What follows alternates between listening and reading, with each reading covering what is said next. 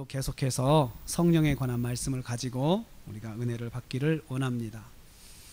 성령님은 구약의 창세기 1장 2절부터 성령의 역사가 나타난다고 제가 말씀을 드렸습니다.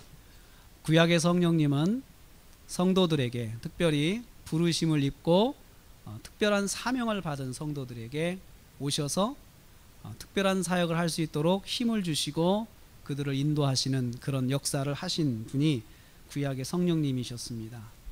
신약의 성령님은 사도행전 2장 1절부터 4절 이 말씀을 기점으로 해서 이제 사역의 형태를 바꿔 가시는데, 여기 이 말씀은 성령이 임재하시고 성령이 성도들 안에 오시는 사건을 말하고 있습니다. 여러분들이 방금 읽은 이 말씀은 그래서 성령 사역의 분기점 같은 말씀이 된다라고 말씀을 드렸죠. 자, 그러면 성령 사역의 분기점이 돼서 성령께서 이제 신약 시대에 사도들에게 함께 하시고, 그리고 사도들로부터 말씀을 들은 또 사역자들에게 함께 하시고, 모든 성도들에게 함께 하시고 내주하시면서 어떤 사역을 하시느냐, 우리 디도서 말씀을 계속해서 보겠습니다. 여기 말씀 보면 성령을 풍성하게 부어주셨다. 성령을 풍성하게 부어주셨다. 성령이, 그 성령께서 우리 안에 거하실 때 성령님은 풍성하게 거하신다는 거예요. 풍성하게. 성령을 받아서 성령이 이 안에서 역사하시고 내 안에 역사하시는 성령님은 풍성한 사역을 원하십니다. 우리 안에 풍성하게 거하시기를 원하세요. 이것을 다른 말로 충만이라는 말을 씁니다. 충만. 풍성은 충만을 말하는 거죠. 그래서 플레로라고 하는 헬라어를 사용하고 있는데, 충만하게 거하신다. 충만이라고 하는 것은 가득 차고 넘치는 걸 말하는 것입니다. 가득 차고 넘치면 무슨 현상이 일어납니까? 내가 먼저 가득 차면 성령이 인도하시는 대로 행동하게 됩니다. 그리고 내가 성령으로 가득 차면 열매를 맺게 됩니다. 성령의 9가지 열매를 비롯해서 성령이 함께 하시는 열매를 맺게 되죠. 또 성령이 함께 하시면, 충만하게 거하시면 그 다음에 영향을 주는 삶을 삽니다. 그래서 우리가 그릇에 물을 담을 때 보면 한 그릇을 채우고 그 다음에 다음 그릇을 채우잖아요. 그래서 한 그릇에 가득 찼을 때 옆에 있는 그릇에 물이 자연스럽게 흘러 들어갈 수 있도록, 그것이 바로 풍성한 것입니다. 그래서 성령 충만한 사람은 반드시 영향력 있는 삶을 살게 되어 있습니다. 그래서 내가 은혜가 충만하면, 성령이 충만하면 옆에 있는 사람도 충만의 은혜를, 영향을 받게 되어 있습니다. 그래서 내가 가족들에게 은혜를 끼치려면 내가 먼저 충만해야 됩니다. 내가 충만해서 나로부터 흘러 들어갈 수 있도록, 은혜가 흘러갈 수 있도록 내가 충만해야 됩니다. 근데 내가 충만하지 못하면 가족들에게도 영향을 미칠 수가 없습니다. 그리고 또 성령님은 상속자인 성도가 반드시 소유해야 할 성령이다. 그래서 우리가 성령이 있어서 상속자가 된다. 상속자라고 하는 말은 우리가 하나님 나라의 상속자를 말합니다. 하나님 나라의 상속자. 상속자는 맏아들만 될 수 있습니다. 그래서 이 말이 사용될 때 당시 헬라 사회에서는, 또 유대 사회에서는 상속자에 대한 법이 있었습니다. 상속자는 맏아들이 되는데, 맏아들은 아버지가 생존해 있을 때도 이 상속자의 위치에 있으면 아버지와 동등한 권리를 갖게 되고, 또 아버지와 같은 권리를 행사할 수 있죠. 그런데 상속자가 되려고 하면은 반드시 아버지가 지정을 해줘야 돼요. 아버지가 맏아들에게 상속한다는 말을 해야 되죠. 그런데 성령이 우리 안에 거하시면 우리는 하나님 나라의 상속자가 됩니다. 그래서 상속자가 된다고 하는 말은 여러 가지 의미가 있는데, 첫째는 하나님의 자녀라는 뜻이죠. 하나님의 아들, 하나님의 아들이고, 그건 예수님만 사용할 수 있는 단어인데, 우리가 예수를 믿음으로 해서 우리가 하나님의 자녀가 됩니다. 그럼 자녀가 되면 무슨 유익이 있을까요? 하나님의 자녀가 되면 무슨 유익이 있을까요? 하나님의 모든 것들을 누릴 수 있는 특권이 있습니다. 그래서 그것을 요한복음은 자녀의 권세라고 했습니다. 저는 어렸을 때 제가 지금까지 잊지 못하는 영화가 있는데, 그건 바람과 함께 사라지다는 영화입니다. 제가 중학교 2학년 때 제 친구하고 같이 가서 영화관에 가서 영화를 봤는데, 그때 그 영화는 미성년자는 볼 수 없는 영화였습니다. 그런데 제 친구 아버지가 그 영화관 사장이었습니다.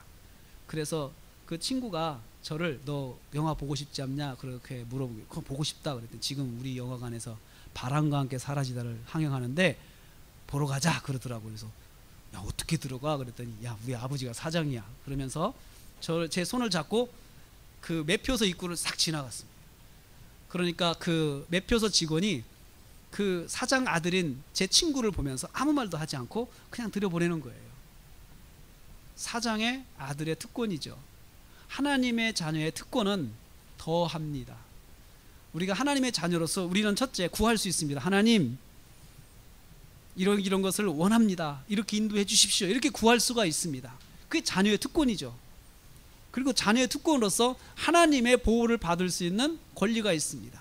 하나님의 보호하심, 하나님의 양육하심을 받을 수 있는 특권이 자녀에게 있습니다. 무엇보다도 상속자는 하나님 나라를 유업으로 이어받습니다. 상속받습니다. 하나님의 나라의 모든 것들이 다 우리 거라는 거죠. 그래서 우리가 앞으로 장차 천국에 가면 하나님 나라의 것들을 내 것으로 소유할 수 있는 축복이 우리한테 있습니다. 이것이 다 성령의 충만함을 통해서 우리에게 이루어지는 하나님의 은혜가 된다는 것입니다. 그래서 이왕에 우리가 성령을 받고 성령 안에서 믿음 생활하려면 충만을 기도하십시오. 하나님 제가 성령으로 충만케 하옵소서. 제가 성령으로 충만해서 가까이 있는 사랑하는 가족들에게 좋은 영향을 끼치게 하옵소서. 성령으로 충만하면 먼저 우리가 마음이 평안하고 그리고 우리의 얼굴이 평안해집니다. 그래서 성령에 충만한 사람은 우리가 느끼지 못하고 생각하지 못하는 특별한 은혜들이 우리한테 있습니다. 히브리서 2장 4절 말씀 같이 읽겠습니다. 하나님도 표적들과 기사들과 여러 가지 능력과 및 자기의 뜻을 따라 성령이 나누어 주신 것으로서 그들과 함께 증언하셨느니라. 아멘. 여기 보면 성령님은 어떤 분이시냐 하면은 성령께서 증언하신다. 성령은 증언하시는 분이시다. 이 증언은 법정에서 어떤 사람의 어떤 상태에 대해서, 어떤 사람의 무죄에 대해서, 어떤 사람의 상황에 대해서 자기가 눈으로 목격한 것을 그대로 말하는 사람이 증인이죠. 그래서 증인이 법정에서 말을 하는 것을 증언한다라고 이야기를 합니다. 성령께서는 증언하시는 분이십니다. 증언하시는데 나에 대해서 증언하세요. 성령께서는 나를, 증언은 일종의 변호죠. 나에 대해서 옹호하는 말을 해주시고 나를 유익하게 하는 말로 나를 인도하시는 분이 바로 성령님이라는 거죠.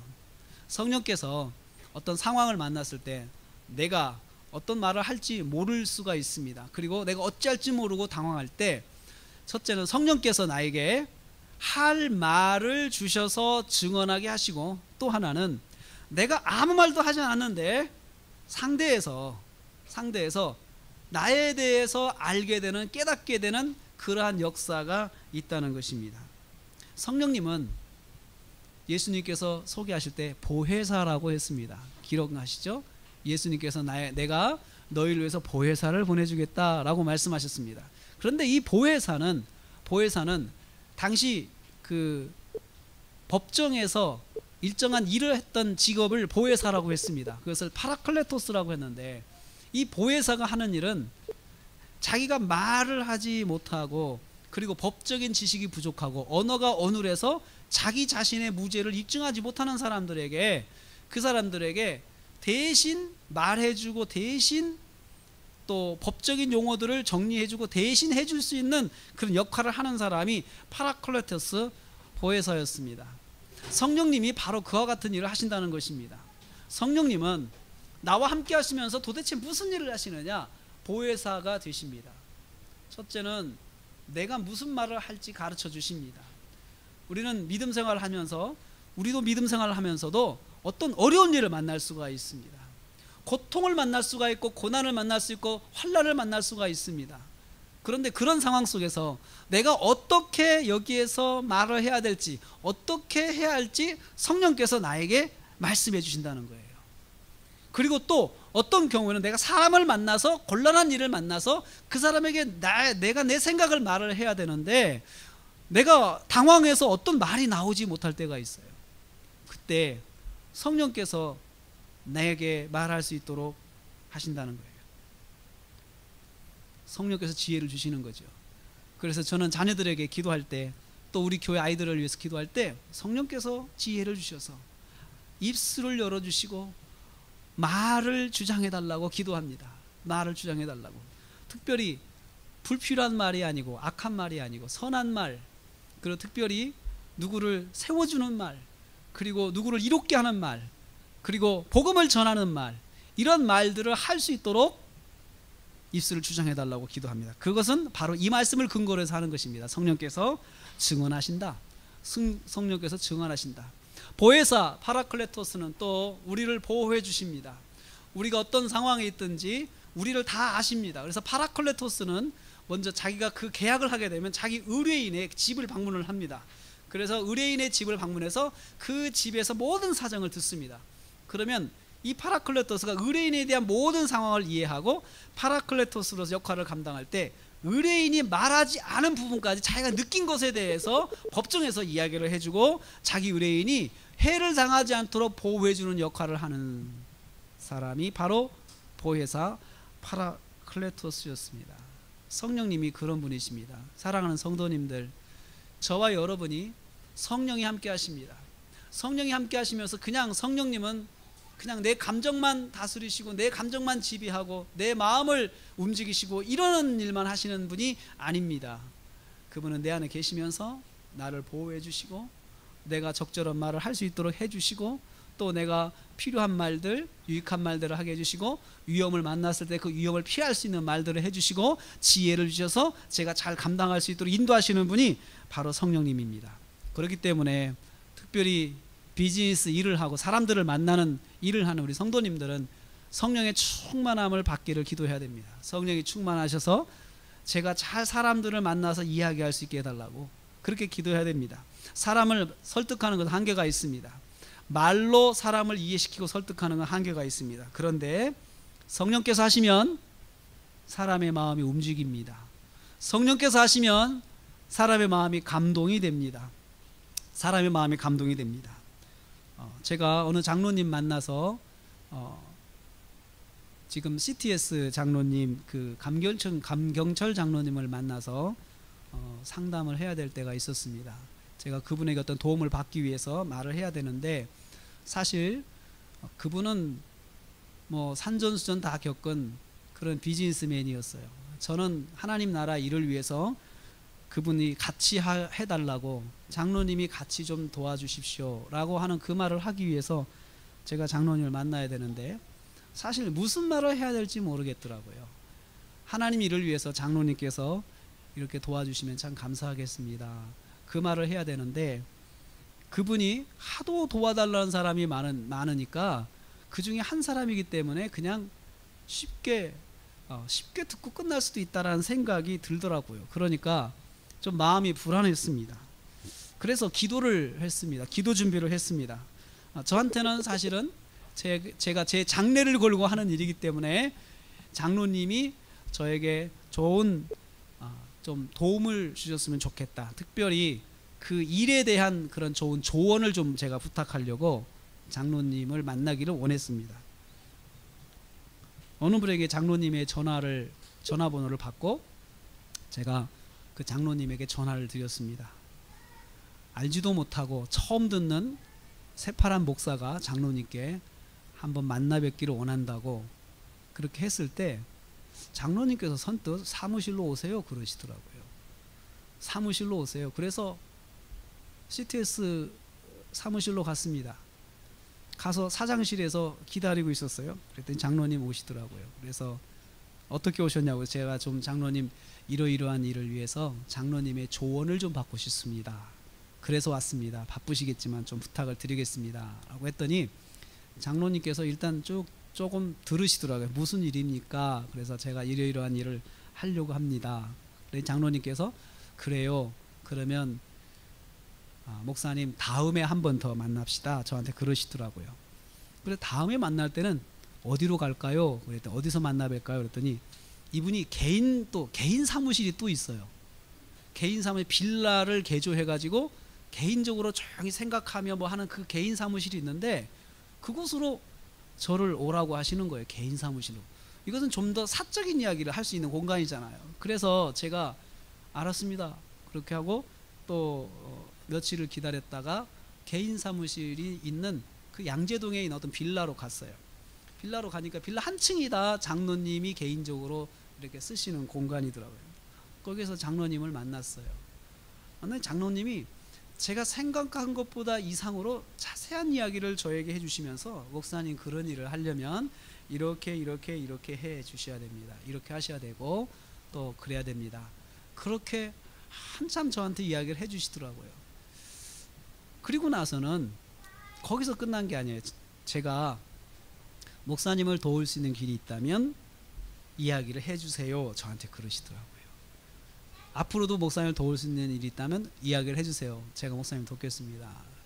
그래서 제가 거기서 그런 말이 나왔어요.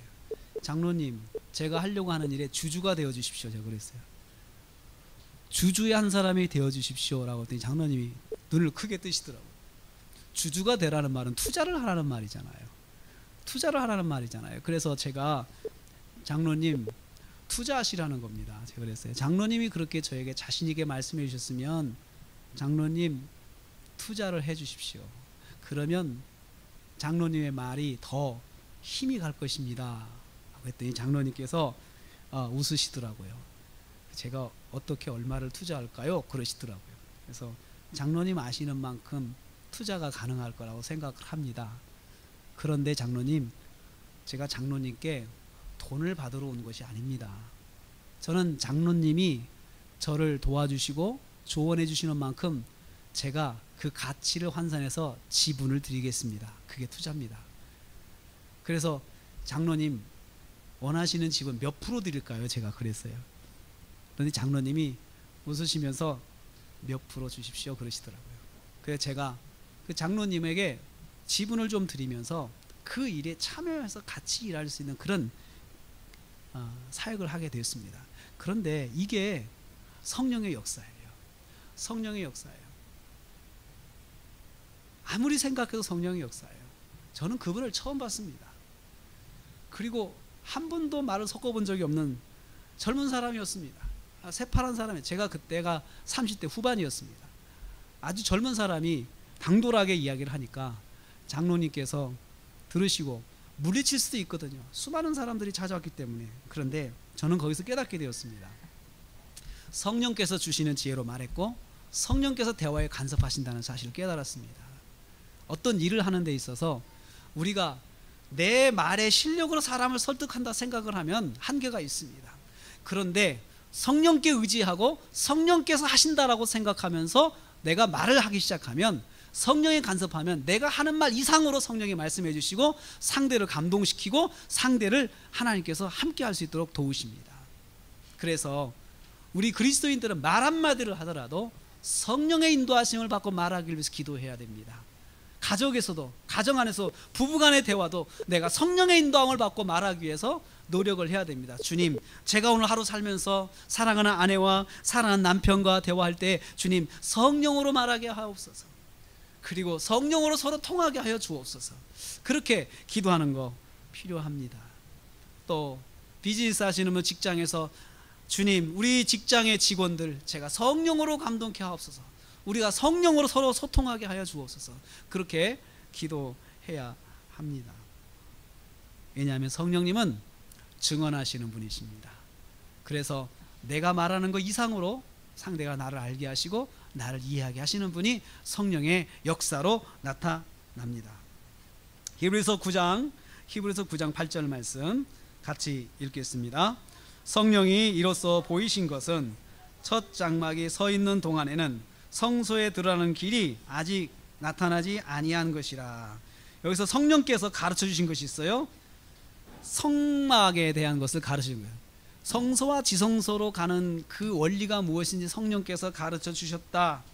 그게 6절 7절 앞에 문맥을 보면 이제 그 성막에 성령에 대한 성소와 지성소에 대한 그런 설명을 하면서 이러한 것들을 성령께서 아직 나타내 보여주지 않아서 아직은 우리가 다 이해하지 못하고 있다라고 하면서 진정한 성막이신 예수 그리스도를 나중에 설명을 하려고 합니다.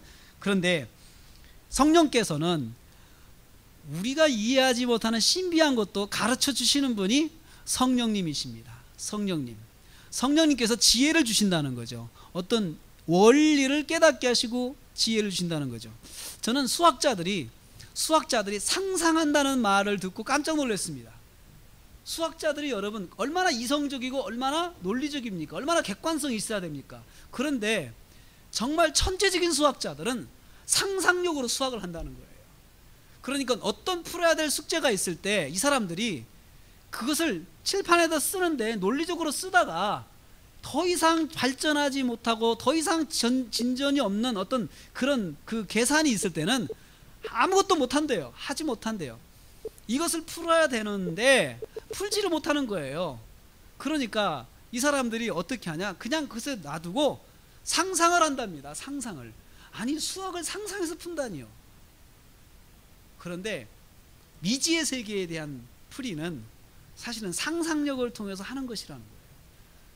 그래서 수학자들이 결국은 상상력을 통해서 가정을 하고 가설을 세우는 거예요. 이 사람들이 이러는 거 아닌가, 혹시 상상을 통해서 가설을 세운 다음에 그 가설을 이제 수식으로 풀어내다가 문제를 해결한다는 거예요. 신앙생활에도 그렇습니다. 해결할 수 없는 문제들에 대한 그런 지혜를 성령이 가르쳐 주시는 거예요. 성령이 가르쳐 주시는 거예요. 이렇게 하면 될까?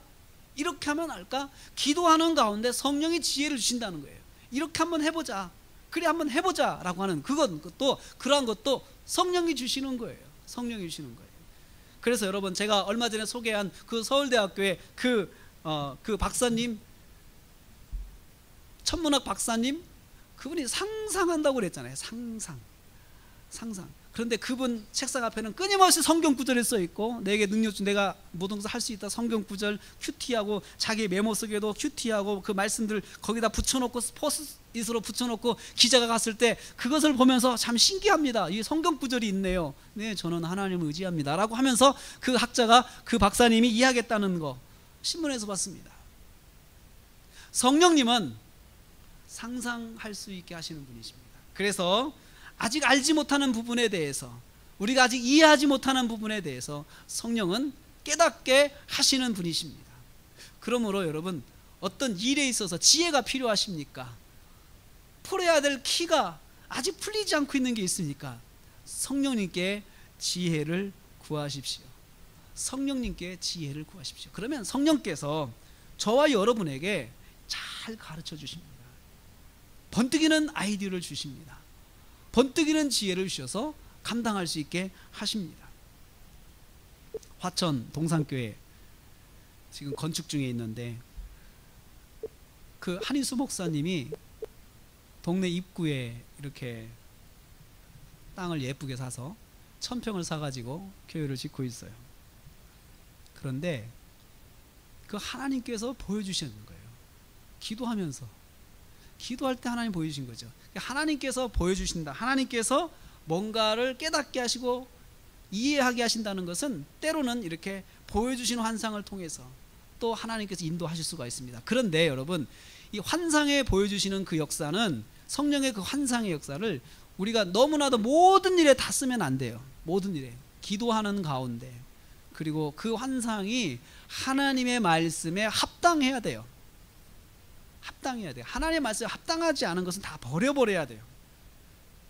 그래서 하나님의 말씀에 합당한 것만 붙잡고 그것을 적용을 해야, 그래야 그것이 성령께서 생각나게 하시고 성령께서 이끌어 주시는 거에 대해서 우리가 자유함을 얻고 그 은혜를 누릴 수가 있는 것입니다. 히브리서 9장 14절, 히브리서 9장 14절 같이 읽습니다. 시작. 하물며 영원하신 성령으로 말미암아 흠없는 자기를 하나님께 드린 그리스도의 피가 어찌 너희 양심을 죽은 행실에서 깨끗하게 하고 살아계신 하나님을 섬기지 못하게 하겠느냐. 여기서는 두 가지를 제가 묵상하려고 합니다. 성령님, 첫째 영원하신 성령이다 그랬어요. 영원하신 성령. 성령님은 영원하십니다. 그런데 여러분, 영원하신 존재는 성경이 누구만을 이야기합니까?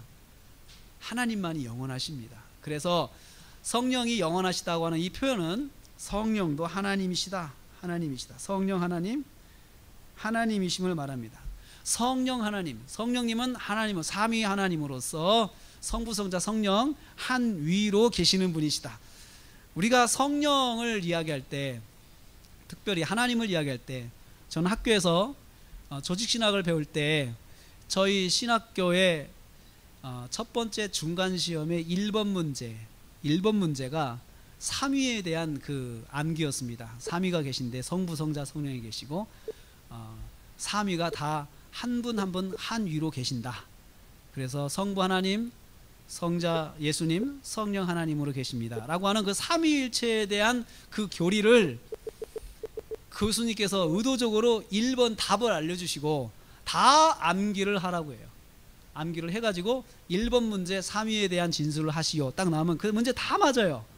이미 숙제를 줘가지고 문제를 알려주는 거지, 1번 문제는. 그런데 저는 졸업을 하고 목회를 하면서 참 그 교수님이 지혜로우시다. 저는 차영배 교수님이라고 하는 분이 저를 가르쳐 주셨는데 그분이 참 지혜로우시다. 이것을 암기하니까 일생 동안 잊어버리지 않는 거예요. 삼위에 대해서 잊어버리지 않는 거예요. 그래서 목회하는 사람들이 삼위일체에 대해서 기억할 수 있도록 그렇게 교수님이 그렇게 배려를 하셨구나라는 생각이 듭니다. 영원하신 성령님, 성령님은 영원하십니다. 영원하다는 것은 여러분 항상 그 자리에 계시는 분이에요. 영원하니까. 물리학을 전공하신 목사님이 그런 이야기를 하더라고요.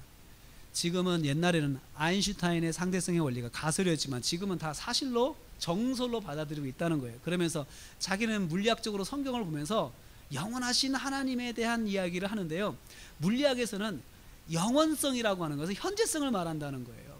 그래서 여러분, 상대성의 원리에 의하면 내가 여기 그대로 영원히 그 자리만 있으면 내가 갔다가 다시 이 자리로 돌아올 수 있다는 거예요. 뭔가 저는 물리학을 공부하지 않아 이해는 안 되는데 그분은 굉장히 이 심도 있게 설명하시는 거예요. 그냥 물리학자들은 그렇게 한대요. 가만히 이 자리에 내가 영원히 있을 수만 있다면 내가 가서 다시 이 자리에 돌아올 수 있다. 그래서 그 자리에 현존하는 것이 영원한 것이다 라고 그런 이야기를 물리학을 전공하신 그 목사님이 이야기하는 걸 들었습니다. 하나님은 영원하십니다. 영원하시다는 것은 항상 현재라는 것입니다. 여러분, 성령님이 영원하십니다. 저와 여러분 안에 계신 성령님은 항상 그 자리에 계시고 변함이 없이 계시는 분이십니다. 그렇기 때문에 내가 의지할 수 있는 분은 영원하신 하나님, 성령님, 내 안에 계신 성령님을 내가 의지하는 것은 절대로 손해보는 일이 아니고 절대로 부도날 일이 없습니다. 왜냐하면 성령께서 계시다가 없어진다면 문제가 생길 수 있지만 성령은 항상 내 안에 계신다는 것입니다. 그래서 여러분, 언제든지 성령님을 부를 수 있습니다. 성령님, 제가 지금 이러한 일이 있습니다. 제 안에 계신 성령님, 제가 이 시간 제가 주님께 의지합니다. 주님, 이 문제를 해결해 주십시오. 자다가도 일어나서 기도할 수 있고 가다가도 서서 기도할 수 있고, 그것은 뭡니까? 성령님의 현재성, 영원하심 때문에 그렇습니다. 두 번째는 성령으로 말미암아 살아계신 하나님을 섬기지 못하겠느냐? 섬긴다고 하는 말은 순종하는 삶을 말하는 순종. 그래서 제가 이렇게 그리스도께 순종하는 삶을 살도록 성령께서 하신다. 성령이 이 안에 계시면 우리가 한 가지 변화가 있습니다. 그리스도의 말씀에 첫째 귀를 기울이게 돼요.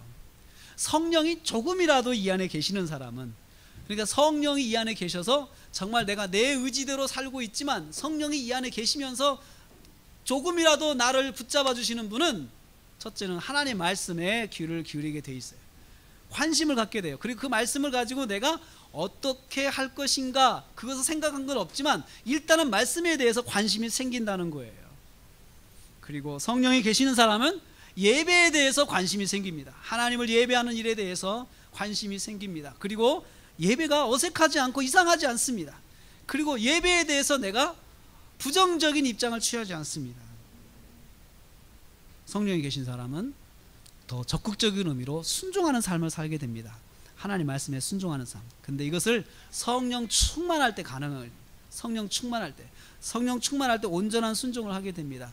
그것이 비록 나한테 유익이 되지 않는다 하더라도, 나한테 불이익이 된다 하더라도 그 말씀을 내가 순종하려고 하는 마음이 나한테 있을 때 그 사람은 성령이 안에 있다고 할 수가 있습니다. 그래서 하나님을 섬기게 하지 못하겠느냐?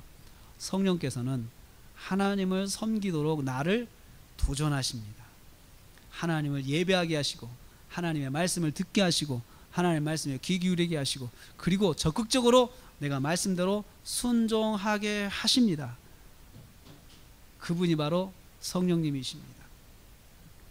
저를 가르쳐준 교수님께서 자녀분 이야기를 가끔 하셨는데, 자기는 자기 자녀를 자랑하려고 하는 게 아니고 자기는 자기 자녀보다 믿음이 작은 것 같아요.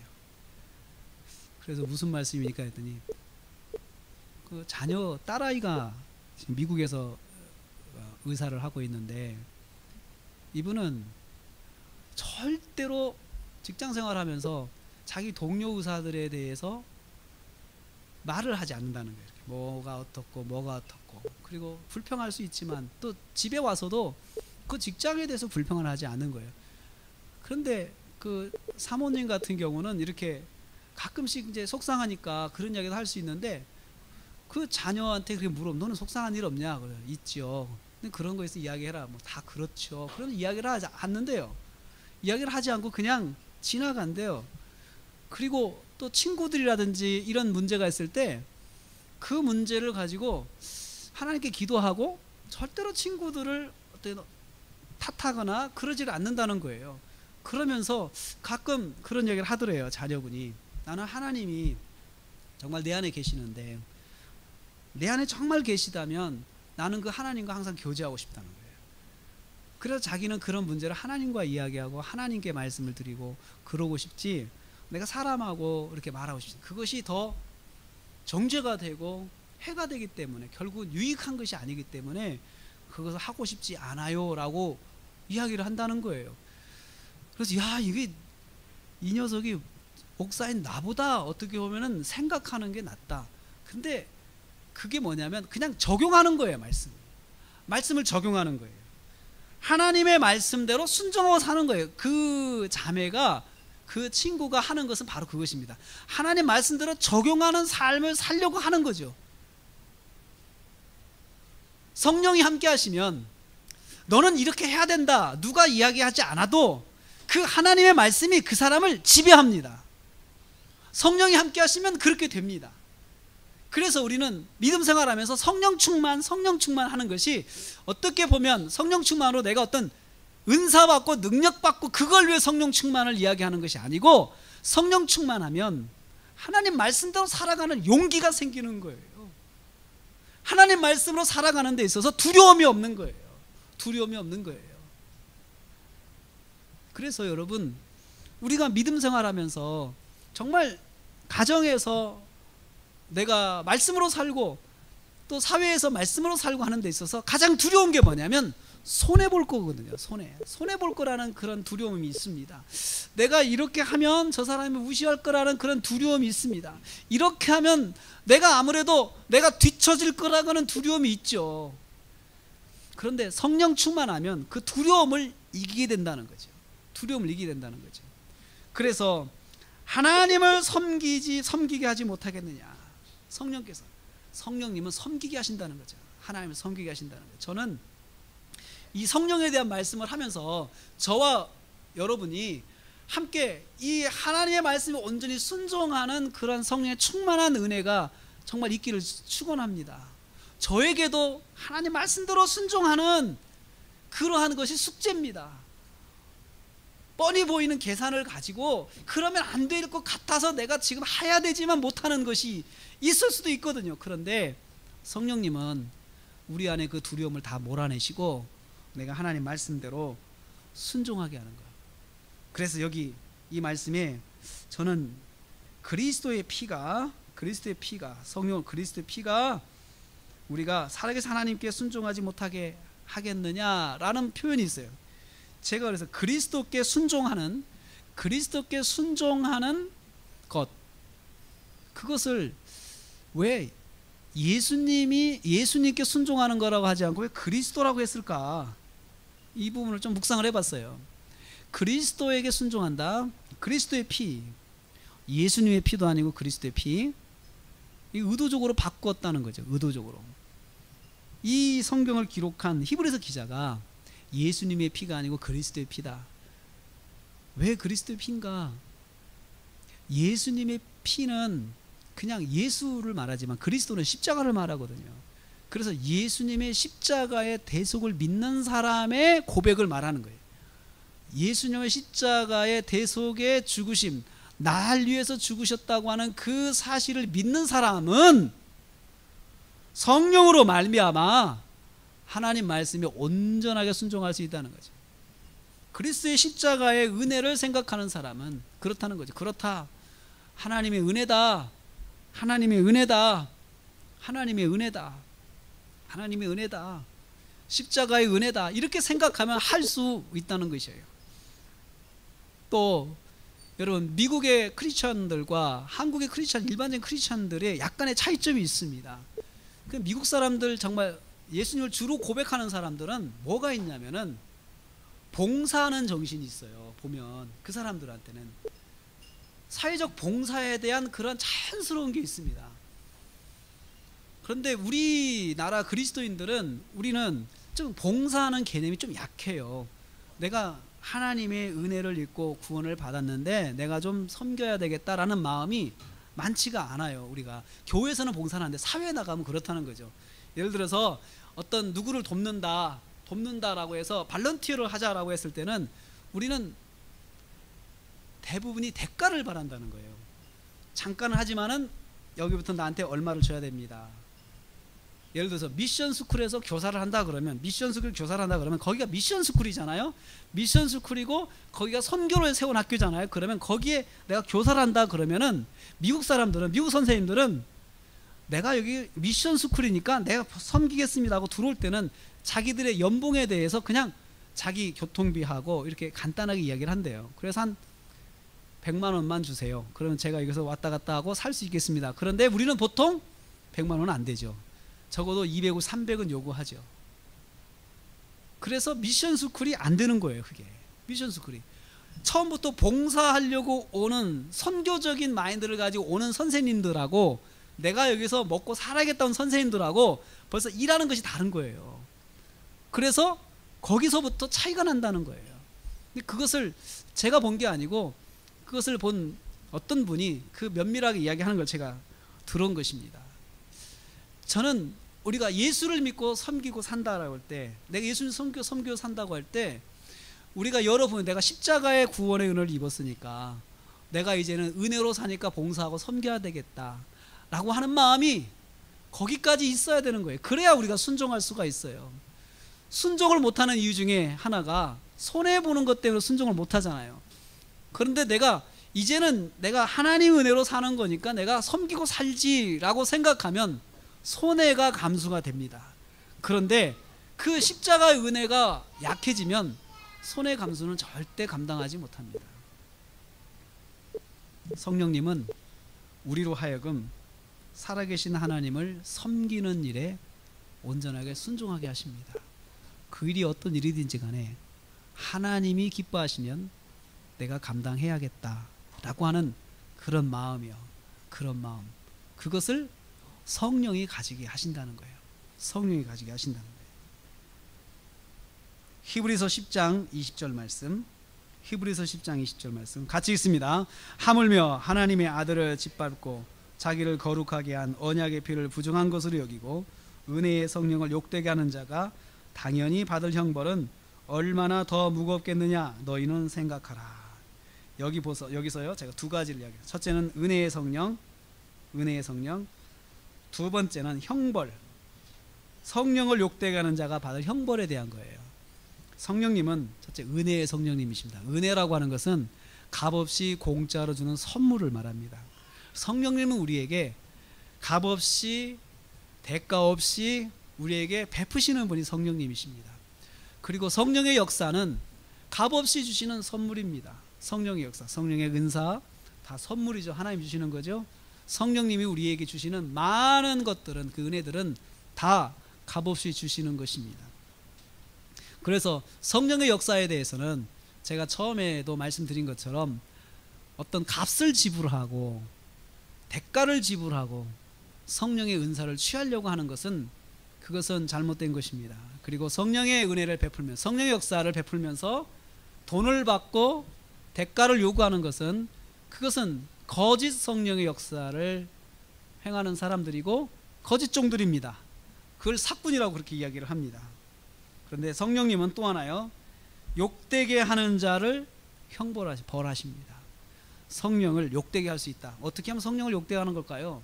성령의 역사라고 하면서 성령, 거짓 성령, 성령을 모욕하는 사람들이 있습니다. 조금 전에 말씀드린 것처럼 성령의 역사를 대가를 받고 하는 사람들, 안수해주고 돈 받는 사람들, 예언해주고 돈 받는 사람들, 그리고 돈 받고 예언 일단 해주는, 일단 돈부터 받고 예언을 해주는 사람들, 일단 돈부터 받고 안수기도 해주는 사람들, 이런 사람들은 성령을 욕되게 하는 사람들입니다. 성령을 욕되게 하는 것, 성령 역사를 부인하고 성령 역사를, 아주 그 거룩한 성령의 역사를 천하게 만드는 사람들, 천하게 만드는 사람들, 성령의 역사를 아주 천한 성령, 그 영의, 귀신의 역사로 전락시키는 사람들, 이런 사람들, 성령을 욕되게 하는 사람들입니다.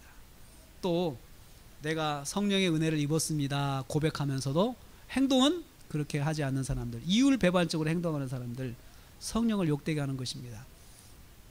우리도 욕먹으면 화나죠. 나를 욕하면 화나죠. 그리고 아무 무고하게 나를 더 비난하고 욕하면 더 억울하고 화가 나죠. 성령님도 그렇습니다. 그러면 이걸 통해서 여러분, 욕되게 한다라는 그 감정을 성령이 느끼신다는 거잖아요. 그럼 성령님 어떤 분이십니까? 인격적인 분이셔요. 성령님 인격적인 분이세요. 느끼시는 분이죠. 판단하시는 분이죠. 성령을 모욕하는구나, 성령을 거짓되게 하는구나, 이런 것을 성령께서 느끼시고 판단하시는 분이시죠. 성령이 내가 오라고 할 때만 오고, 그리고 내가 말하지 않을 때는 성령은 아무 말도 안 하시고, 그런 분이 아니시에요. 내 안에 계시면서 성령을 욕되게 할 때 성령은 탄식하시고, 성령은 슬퍼하시고, 어떤 때는 성령은 화를 내시고, 그리고 거기에 대해서 징계도 하시고 하시는 분이 성령님이십니다. 그래서 여러분, 우리가 스스로가, 내 자신이 성령의 역사를 경험한 사람들은 이율배반적으로 행동하면 안 돼요. 성령님이 은혜다가 고백해놓고, 또 어떤 때는 정말 세상적인 말들을 입에다 담고 살고, 세상적인 생각들을 담고 살면서 그렇게 사는 것들, 그것은 정말 성령을 기쁘시게 하는 것이 아닙니다. 은혜의 성령은 그럼에도 불구하고 우리가 엎드려서 주님, 저를 용서해 주십시오, 저를 불쌍히 여겨 주십시오 라고 했을 때, 은혜의 성령님은 다시 저를 품어주시고 저에게 똑같은 은혜를 베풀어 주시고 저를 용서하시고 이렇게 하시는 분이십니다.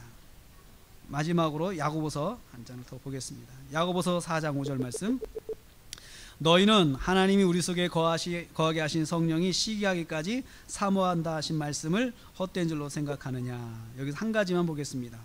성령님은 하나님이 우리 속에 거하게 하신 분이십니다.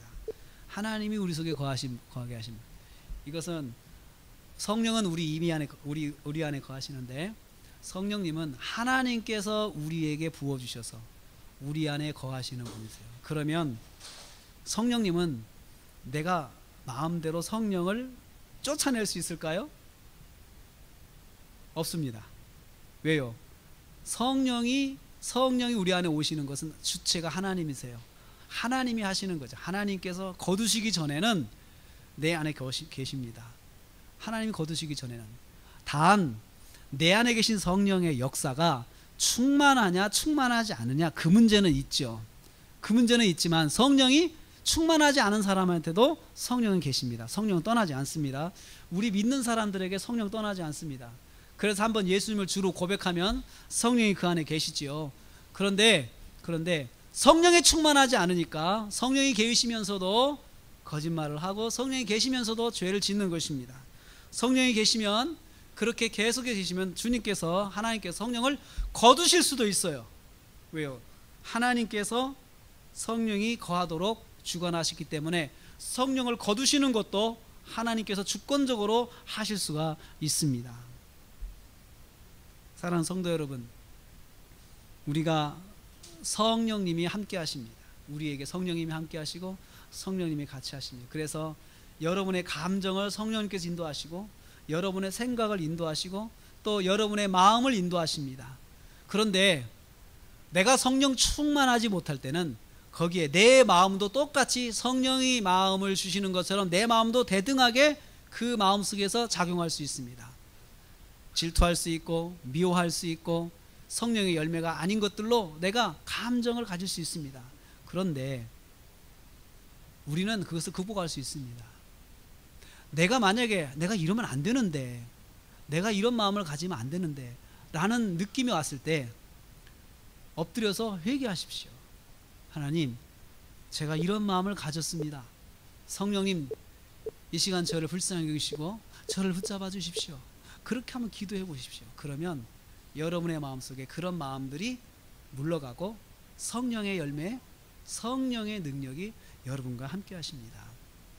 저는 저와 여러분이 이렇게 성령으로 충만한 우리 나라교회 성도님들 되시고 가정에서 또 직장에서 성령의 능력으로 승리하는 저 여러분 되시기를 주님의 이름으로 축복합니다.